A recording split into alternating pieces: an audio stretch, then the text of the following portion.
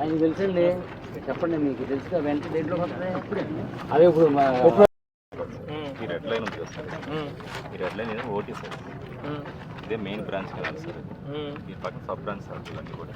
ఈ అన్నీ కూడా 250 ఎకరాలు ల్యాండ్ ఎక్విజిషన్ కోసం పెట్టారు సార్. 250 ఎకరాలు ల్యాండ్ ఎక్విజిషన్ పెట్టారు. దాని గురించి నేను మాట్లాడుతున్నా సార్. ప్రజెంట్ మన దగ్గర ఇక్కడ ఉంది కదా, దీన్ని ఈ ఉన్న సోర్సెస్ ప్రకారం పాత దాన్ని వేణం చేయకోకుండా ఇది ఎన్ని లింకులు ఉందో సర్వే చేయించి కొంత లెక్క వరకు ఇట్లా రోడ్డు దాటిచ్చాను అనుకో. ఈ రోడ్డు ఏది రోడ్డు ఎక్కడ ఉంది ఇక్కడ దాటిచ్చాను అనుకో, గంగంలోకి వెళ్ళిపోతాయి వాటర్.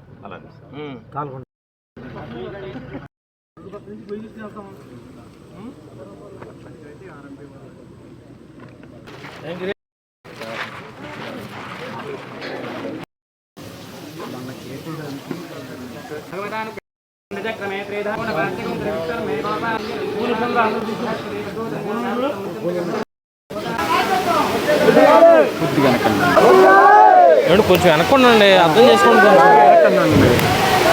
అన్నా అన్నా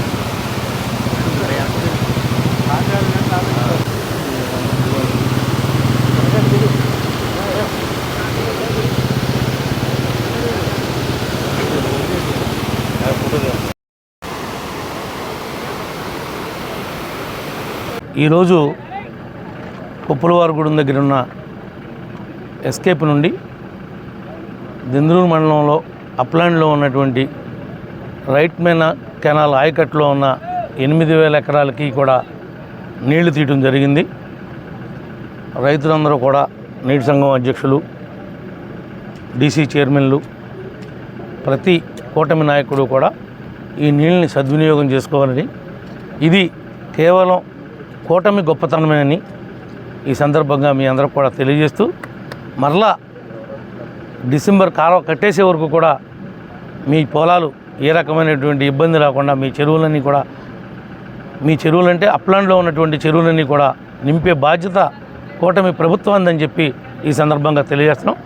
ఒకవేళ అవసరమైతే కృష్ణా కెనాల్ టైలాండ్కి కూడా దీని నుంచి మనం నీళ్ళు ఇచ్చే అవకాశం ఉంది. రంగారావు గారు అది కూడా పర్యవేక్షించి అటు జాలిపూడి, చాటపర్రు, కోణంగి వాళ్ళకు కూడా ఇబ్బంది పడుకోకుండా నీళ్ళు తీసుకెళ్లవలసిందిగా కోరుకుంటున్నాం.